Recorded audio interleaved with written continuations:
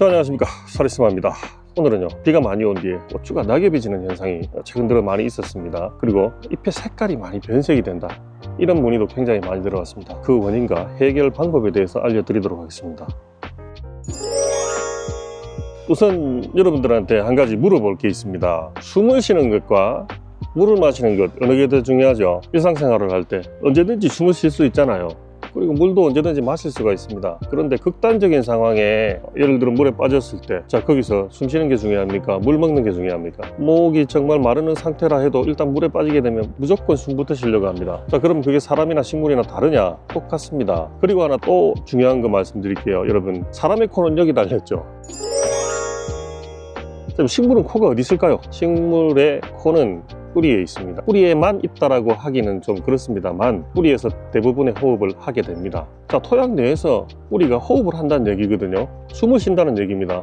그럼 토양에 공기가 있어야 되겠죠. 근데 어떤 경우에 토양에 공기가 없을까요? 그렇죠. 그 공기가 있어야 될 공간에 물이 들어차버리면 공기는 밀려나가게 되죠. 그렇게 되면 뿌리는 숨은 못 쉬는 거예요. 아까 말씀드렸죠. 물을 먹는 것도 중요하지만 숨 쉬는 게 훨씬 중요하다. 자, 여기서 고추의 잎이 떨어지는 그 현상이 설명이 되는 겁니다. 뿌리가 숨을 쉬어야 되는데, 자, 비가 그냥 조금 왔다가 그치고 좀 왔다가 그치고, 아니 많이 오는 것도 괜찮아요. 한 번에 막 많이 오다가 그치고 배수가 되고 괜찮아요. 왜냐하면 잠깐 숨을 못 쉬는 건 괜찮거든요. 비가 너무 많이 와서 그때 침수가 돼서 하루 정도 내가 숨 못 쉬어도 괜찮아요. 그런데 적당한 비가 3일 연달아 계속 왔다고 해보세요. 토양에서는 배수가 아무리 잘 된다고 해도 배수량보다 급수량이 많으면요, 비가 더 많이 오게 되면 토양은 과습 상태가 아니고 침수 상태에 있게 돼요. 물이 가득 차 있는 상태가 된단 말입니다. 그게 하루 정도 괜찮은데 3일이 넘어가면요, 식물이 3일 동안 숨을 못 쉰 거잖아요. 심각한 타격이 와요. 극심한 스트레스를 받게 됩니다. 그런데 왜 잎이 떨어지냐? 식물이 호흡을 못했을 때 어떤 타격이 오느냐? 뿌리가 자기가 원래 해야 될 역할을 못해요. 뿌리가 하는 일이 뭡니까?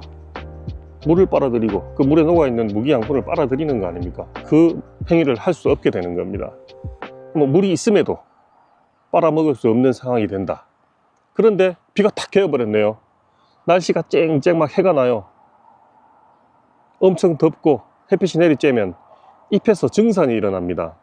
광합성을 하기 위해서는 수분이 필요해요. 몸 안에 있는 수분이 빠져나가면 뿌리에서는 흡수가 돼야 되는데, 뿌리에서 흡수를 못하는 상태에서 몸 안에 있는 수분이 계속 빠져나가면 탈수가 더 심해지는 거예요. 그런데 왜 잎이 떨어지냐? 잎에서 증산을 하잖아요. 빠져나가는 길이 잎입니다. 그러면 그 증산을 줄이려고 노력해요. 뿌리가 회복하는 동안 어떻게든 내 몸에 있는 수분을 유지하려고, 그러면 증산을 좀 줄여야 될 거 아니에요. 그 과정에서 새 잎은 놔두고요, 오래된 잎을 희생시키는 겁니다. 이 잎들을 떨어뜨림으로 인해서 증산량을 줄이는 겁니다. 내 몸에 수분이 빠져나가는 탈수를 줄이는 거예요. 그래서 살아남으려고 하는 자정작용, 자기 방어 시스템입니다. 병이 아니에요. 딱 네 글자로 정리가 되죠. 침수 피해. 그리고 잎이 떨어지는 거는 고추가 이 침수 피해를 스스로 극복하려고 하는 시스템이 작동 중이라는 얘기입니다.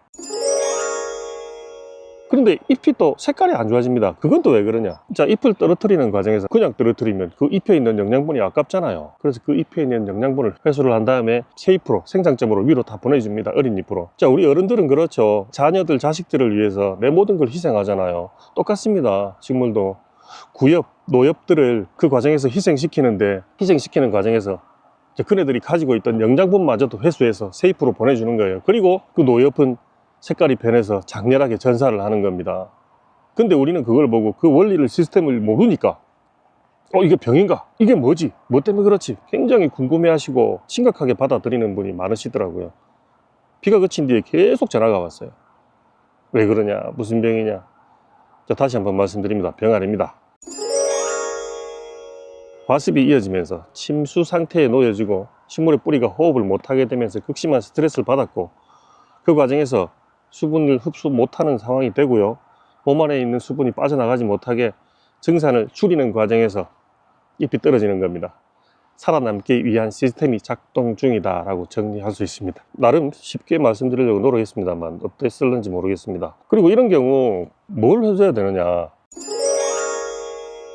자, 이 식물은 어쨌든 스트레스를 받은 상태죠. 그걸 이기기 위한 자정작용이 그 시스템이 작동 중이다라고 했죠. 그러면 그 시스템이 더 원활하게 돌아가도록 걔네들이 지금 필요한 거에 대해서 조금 더 우리가 공급을 해주면 되는 거죠. 미량요소 들어가 있고 식물 활성제 들어가 있고 뿌리 발근에 좋은 영양제 들어가 있는 종합 영양제들 많이 있죠. 잎에다가 살포를 해주게 되면 극단적인 상황에서 조금 더 빨리 회복을 할 수 있다는 겁니다. 자, 그런 제품들 제가 일일이 말씀드려도 되겠지만 여러분들이 사는 주변 지역 농약관 사장님들은 최소 1, 20년 정도 해오신 분들이에요. 그런 것들을 경험적으로 다 알고 있어요.